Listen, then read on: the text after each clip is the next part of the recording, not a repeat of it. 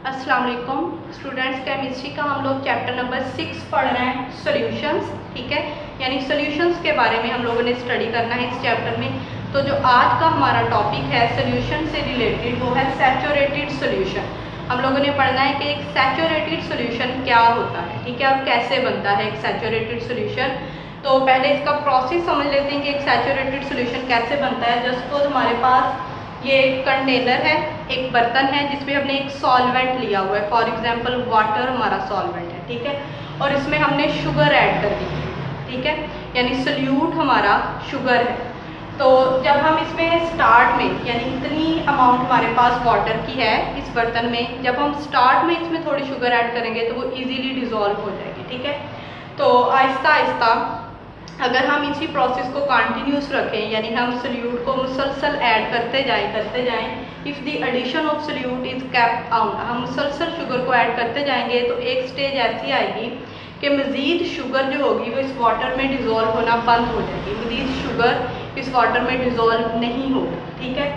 अनडिज़ोल्व्ड solute settle down, तब क्या होगा कि वो जो अनडिज़ोल्व्ड शुगर के पार्टिकल्स होंगे वो यहाँ सेटल डाउन होना स्टार्ट हो जाएंगे, ये बर्तन की बॉटम में, ठीक है। मज़ीद शुगर जब डिज़ोल्व नहीं होगी तो सोल्यूट के पार्टिकल्स यहाँ बर्तन में सेटल डाउन होना स्टार्ट हो जाएंगे, ठीक है। तो ये हमारे पास एक सैचुरेटेड सॉल्यूशन बनेगा, क्योंकि सैचुरेटेड सॉल्यूशन वो सॉल्यूशन होता है जिसमें जो सोल्यूट की अमाउंट होती है ना वो मैक्सिमम होती है, यानी अनडिज़ोल्व्ड सोल्यूट पार्टिकल क्रिस्टलाइज हुए होते हैं। क्रिस्टलाइज होने का मतलब वो जब यहाँ सेटल डाउन हो गए ना बर्तन में, तो इसका मतलब है वो क्रिस्टलाइज हो गए हैं, ठीक है। तो ऐसे सोल्यूशन को हम सैचुरेटेड सोल्यूशन बोलते हैं, ठीक है, कि जब मज़ीद सोल्यूट सॉल्वेंट में डिज़ोल्व ना हो, अगर हम सोल्यूट की अमाउंट को ऐड करते जा रहे हैं, ठीक है, गिवन टेम्परेचर पर। गिवन टेम्परेचर यानी कोई भी टेम्परेचर हमारे पास हो, हम यहाँ रूम टेम्परेचर की बात कर लेते हैं कि ये वाला एक्सपेरिमेंट हम रूम टेम्परेचर पे कर रहे हैं, ठीक है। तो पेज नंबर 98 सैचुरेटेड सोल्यूशन, वहाँ पे टॉपिक मेंशन किया हुआ है, ठीक है। उसके सेकंड पैसेज में सैचुरेटेड सॉल्यूशन टॉपिक के सेकंड पैसेज में डार्क इंक में लिखा हुआ है सैचुरेटेड सॉल्यूशन, तो वहाँ इसकी ये डेफिनेशन है।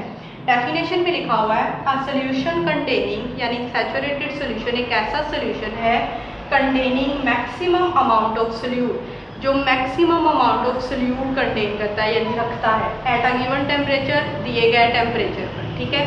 यानी दिए गए टेम्परेचर पर जब सोल्यूशन में सोल्यूट की अमाउंट मैक्सिमम होगी तो वो सोल्यूशन कहलाएगा सैचुरेटेड सोल्यूशन, ठीक है।